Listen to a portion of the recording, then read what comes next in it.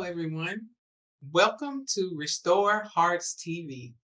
I am your host and producer, Tiara Sharma, and this is week 3, episode 3. And today we're going to continue our discussion on grief. More specifically, we will be talking about our children and grief. With our episodes where we have education, where we're educating, where we're sharing information, I do have a PowerPoint to present so that you can have a visual to see what it is that I'm talking about because I am, you guessed it, a visual learner. And so to my fellow visual learners, I have you covered. All right, so I'm going to share my screen at this time so we can get started and talk about our children and grief. So, children and grief. Grief is deep sorrow, especially that caused by someone's death. Grief is the emotional suffering you feel when something or someone you love is taken away. Grief is an intense emotional experience triggered by loss. And so, if you joined us last week when we started our conversation on grief, these are those same definitions that we use to describe grief. And so, how to tell if your child is grieving. This is another beautiful picture that I found on Very Well. Very Well is a website that talks about different mental health topics. And so I found this graphic there that I thought was excellent in explaining and showing us some of those things that may show up in our children as far as how to tell whether or not they are grieving. And so your child may have difficulty concentrating. So why is this important to know? It's important to know that because we don't want to label our children. So you may notice that maybe you get a report from school that your child is having difficulty concentrating, and you may automatically assume that your child is not following instructions, that your child is being rebellious, or there may be all types of assumptions that come when you get a report that your child is having difficulty concentrating, or if you are at home with your children and you notice that they're having difficulty concentrating, well, it may be that they are grieving. And so we want to be very careful about placing labels on our children. So, sleeping problems. So, sleeping, your child is having sleeping problems may be a sign that they are grieving, that they're feeling a loss. And so we want to be mindful of that because as you can see, if you're, reading ahead, these can look like normal, um, normal things as far as childhood growth and development. So, based on what you believe, you may not be picking up that these things are related to grief. And so, sleeping problems could be one of those things. Clinginess, anxiety, or feeling abandoned. These are things, these are some of those signs that may be presenting in your children that will help you to understand that they may be grieving. And so clinginess. To me, I mean, when I read that, I'm not really thinking grieving when as I'm pertaining to as it pertains to my children. So I have small children now. So they tend to just be clingy, maybe more so because of their age. But depending on the ages of your children, I really wouldn't identify clinginess as being uh, a part of grief. And so that's something to be cognizant about, to be aware about. Also, anxiety. I know sometimes, like when your child starts um, showing signs of being fearful of a lot of things, that could be for so many different reasons why your child is feeling fear and feeling anxious. But grief, I'll just be honest, I have never related anxiety to grief. And so reading this, for me, reading this chart was very informative. It was very eye-opening as it pertains to our children. Feeling abandoned could be a sign of grieving for our children. Developmental regression. So developmental regression would be like, your child is potty trained, but then all of a sudden they start wetting the bed again. Or, your child is able to put complete sentences together, but then all of a sudden they start talking like a baby. Um, your child knows how to put on their clothes and get dressed, but all of a sudden they want you to dress them. These are all examples of developmental regression, and they could be signs that your child is grieving a loss. Changes in behavior or play.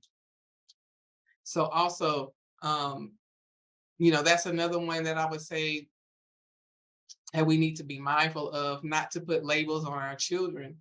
Once we see changes in their behavior is what we do as a result of how we think and feel. And so if your child all of a sudden starts sleeping during the day because they're grieving, but you assume that they are lazy and you call them lazy, this is a problem.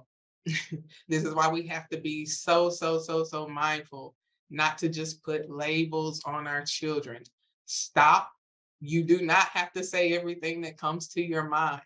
Stop, give it a second thought, have some time for your emotions to process before you start projecting on your children. Because imagine if your child really is grieving, if your child is grieving a loss, and because they don't know how to handle those emotions, they're sleeping, but you just assume that they are lazy, you are not helping. You are only harming them with the words that you speak. And so this is very important because we don't want to be part of the problem. And then feelings of guilt could be, um, and we have to let's pay attention to that because that just caught my attention. Feelings of guilt in children can be a sign of grieving. Because remember last time that we talked about grief as it relates to adults, that feelings of guilt were related to depression in adults. So in children, feelings of guilt can actually be a sign of grieving. So I want to take this time to invite you to stay connected. Let's stay connected, you guys. I have a Facebook group community called Restore Hearts TV community page. And this is where viewers like you can stay connected with me throughout the week so that we can talk about the different topics that are presented from week to week. As I always say, this is a 30-minute broadcast. And so there's only so much that we can talk about during the episode. And so in order for us to continue the conversation, in order for us to stay connected, I am inviting you to my Facebook community. And so take this opportunity, take out your phone, go to Facebook, join now. And so just a reminder that anything that feels like a loss to you requires you to grieve. And so anything that feels like a loss to our children requires them to have that safe space to grieve. And for our children, that may look different from us. And so we have to be sensitive and we have to be mindful that that what is a loss to our children may not feel like a loss to us. Some of those losses for our children, loss of a loved one, which we talked about, uh, that is an obvious loss to most people, to lose a loved one by death, and then also by separation.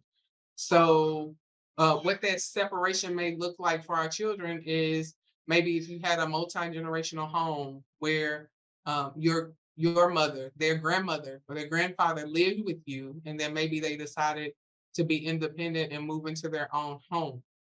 Well, they've been living there with your children since they were born, and so when they move out, that feels like a loss to the children. Or maybe your family has to move to a new state for employment, for a new job, and so they have to leave their class, they have to leave their school, they have to leave their friends. This can feel like a huge loss to your children, and so we have to be mindful of that. Loss of a pet. Listen, y'all, I used to laugh at those TV shows where people would lose a pet goldfish and they would be having a whole funeral and people would be crying. Like the kids would be crying. I used to laugh at that. But now I understand that for that child, that is a huge loss. And so I had to listen, I had to ask God to forgive me for that because um we, even though it's insignificant to us, that could be huge and major for us to laugh at our children when they are grieving these losses that feel huge to them. Loss of a sports competition. So I played sports, and listen, if you play sports, then you know too that competition can get heavy. It can get really, really, really, really, really heated. And so when you make it to a championship game, something that you have worked very, very hard to get to, and then you lose, that's a huge loss. To get so close to winning a big trophy, to get so close to winning a championship game, even to win just like a regular game. Like if you practice hard that week and you really believe that you could beat the team and then you lose, that feels like a significant loss. Loss of their favorite toy, a stuffed animal. Listen, y'all, I could not relate to this. I could not relate to this. I don't remember being sensitive or sentimental about losing a toy. Maybe I was, but I don't remember it. So I was very insensitive to that. If I would have seen a child before now crying because they lost their favorite toy, a stuffed animal, it would have been like, oh, okay, no sympathy at all. But this could feel like a major loss to our children. And so we have to be mindful of that, and we can't just brush it off. We need to give them that space to speak on it, to talk. And loss of trust in adults. And so your words and your promises matter. So do not make promises just to get your children to stop talking. I caution this because this is from my personal experience, and I told my mom about this story before because as a parent now, I can understand how this can happen, but as a child, your perception is so different. And so I'll share that. I had to be maybe eight, somewhere maybe between 8 and 10. And my mom or my dad, one of them, promised to take us to Chuck E. Cheese the next day. Promised to take us to Chuck E. Cheese. So I'm excited. I'm like, yes, we are going to Chuck E. Cheese tomorrow. I didn't forget, but guess what? They did. They work full time, like so much going on as an adult. Listen, I understand now, but this is just for demonstration purposes. Well, the next day came, and guess what? We rode right past Chuck E. Cheese, and I'm sitting looking out the window like, oh, we're not going to stop. And so for me, that day, I said, oh, people can just tell you whatever they want to tell you and not mean it. And so that day, I knew that my parents loved me, but I did not trust my parents. And that felt like a huge loss. And I could not explain that at the time. I didn't know how to communicate that at the time. It's something that I learned in my adulthood, that is what that was. That was a feeling of grief that I had lost trust in my parents. And so that's why I say that as a caution of love. Listen, don't make those promises you can't keep.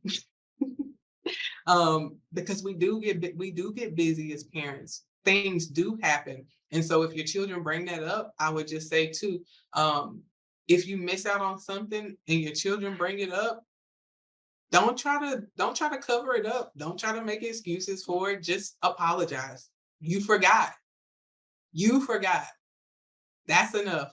And then remake a commitment, something that you can honor, and put it in your phone. Give yourself reminders, but just make it a priority. Because if you cannot keep your word, apologize. Don't lie. That only makes your children rebellious. And so we don't want any rebellious children. So here are some reflections. Remember, we started our reflections last week. And so these reflections are meant to just give you some questions to think about that are related to our topic that maybe you hadn't thought about before this moment, before getting exposed to this information. And so if you have a journal, you have a notebook, this is a great time to get it out so that you can write. You can write these questions down and come back to them later when you have time. So the first reflection, are there any losses that I have experienced in my life that I have not taken time to grieve about? That's always the first reflection. Is are there any losses that I have experienced in my life that I have not taken time to grieve about? And so it is important for you to do that as a parent. I know that this is about our children in grief, but the reality is, if you have not taken time to experience and giving yourself that time to grieve over your losses, you will not be sensitive to your children and their losses. Why? Because you just had to keep going. Because no one ever acknowledged your losses. And so it's your responsibility now to take a look.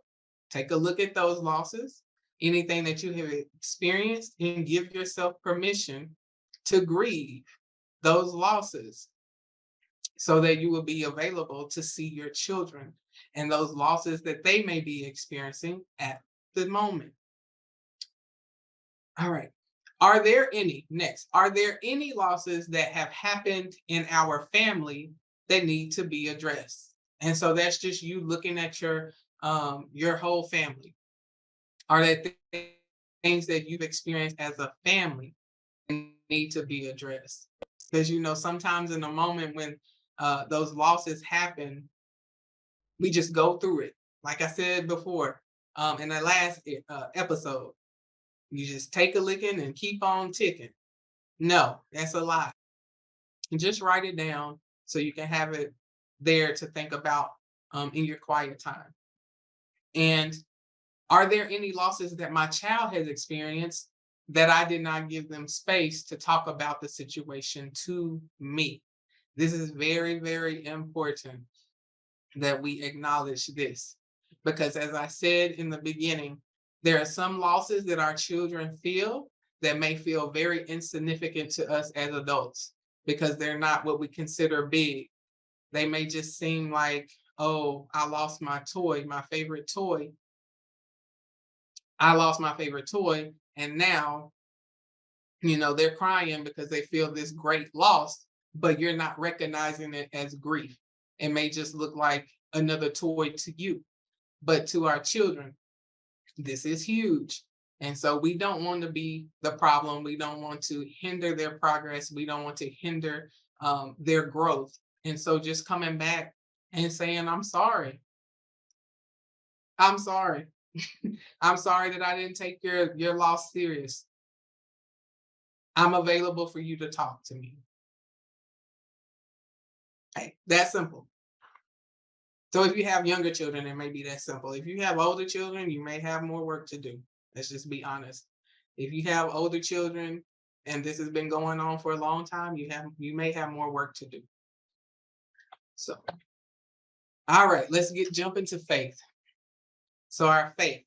He heals the brokenhearted and binds up their wounds, healing their pain and comforting their sorrow. And so we talked about this Bible verse um, when we first started talking about grief, this Psalms 147, verse 3.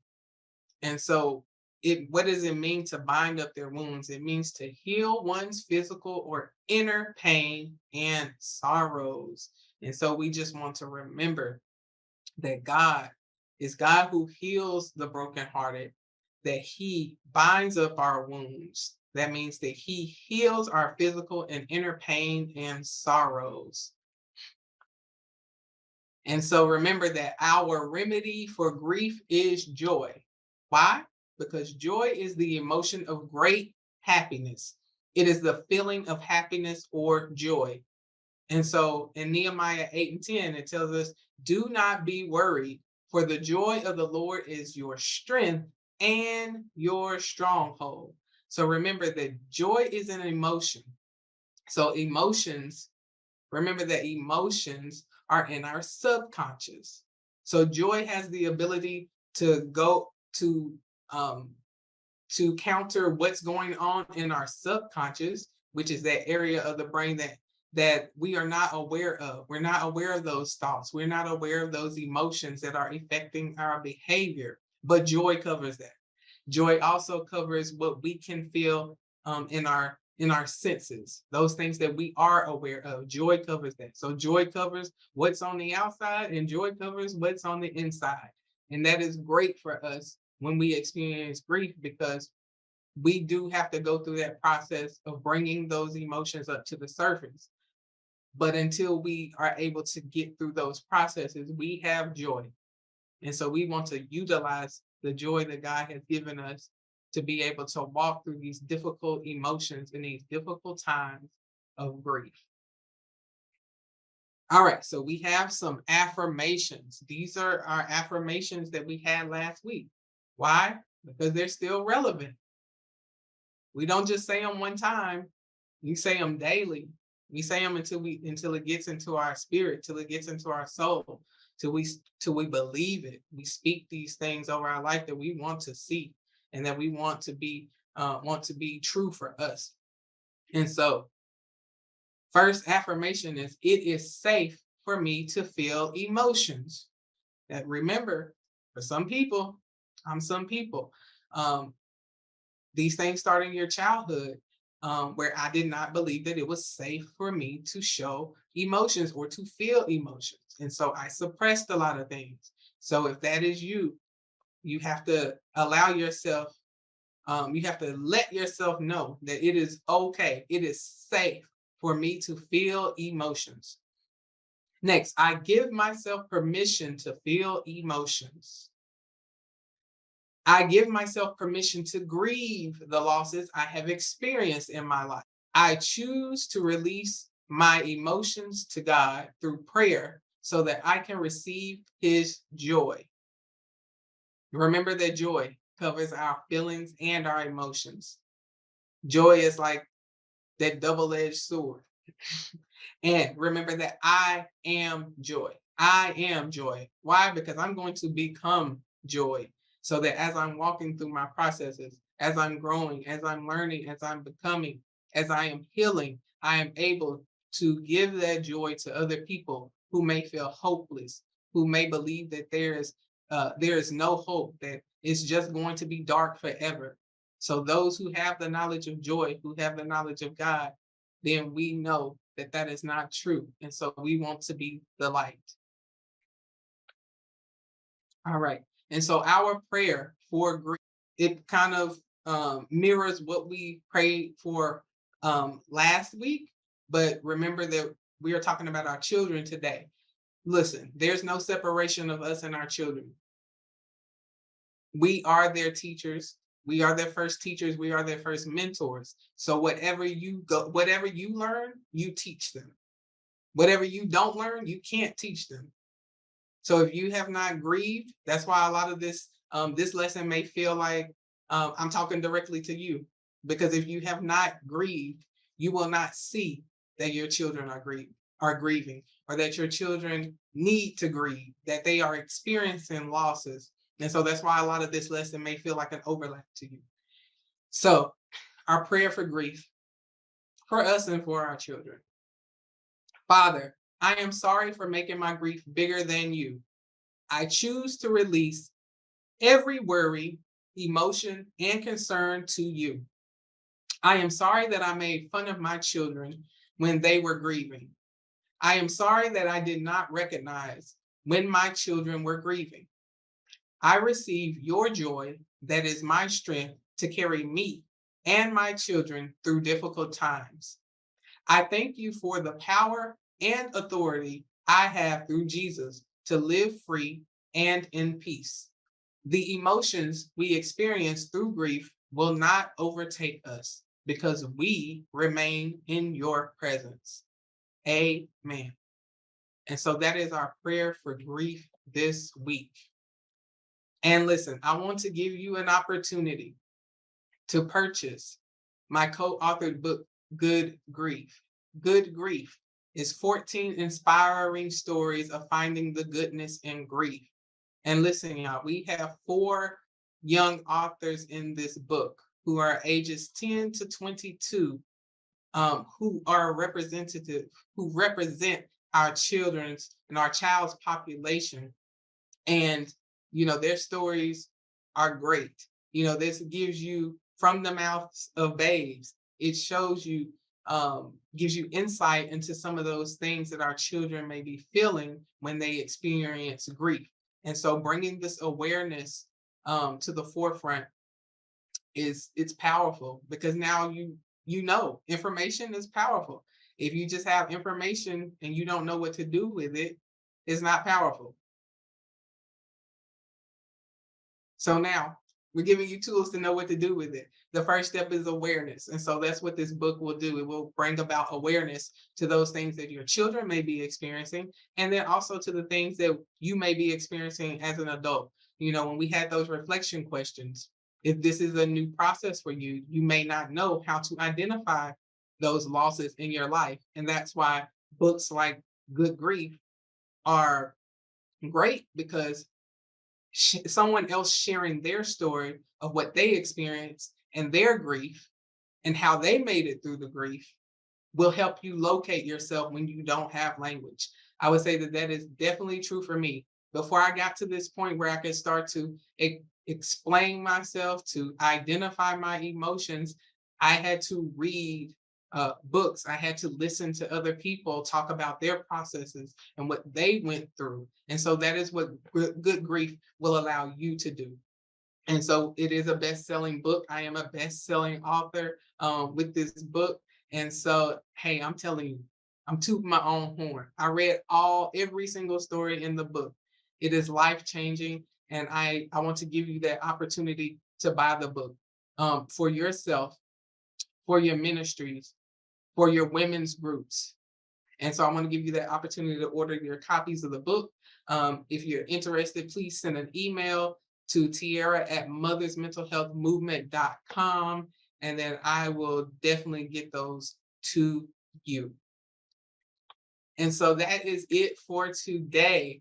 And I want to invite you to follow me on social media. I'm on Facebook, I am on Instagram, and I am on Clubhouse. Follow me. Let's continue the conversation. If you have not already, joined my Facebook community, Restore Hearts TV community page, so we can stay connected from week to week and continue this conversation on the topics that we will be discussing from week to week. Listen, episode 3 is a wrap. Thank you so much for talking to me, for hanging out, for listen, grief. It's a hard topic, but it's necessary. And so thank you for hanging in there with me. Thank you for taking this time out to learn about grief. And listen, we're going to continue this discussion next week, where we talk about grief and motherhood, so near and dear to me. And so thank you so much for joining me today. Episode 3 is a wrap. I will see you next week on Restore TV. Bye. Thank you for watching this episode of Restore Hearts TV. Life is a journey, and there are many moments. Some moments are smooth. You flow through them effortlessly. There are other moments when life's challenges interrupt your momentum, yet you find the strength to get back on track, to keep moving.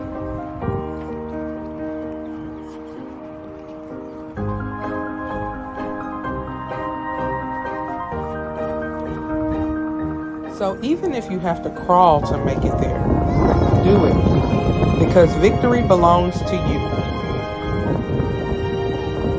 You are equipped to handle every part of the journey. You were created to overcome this. Don't give up. I love you.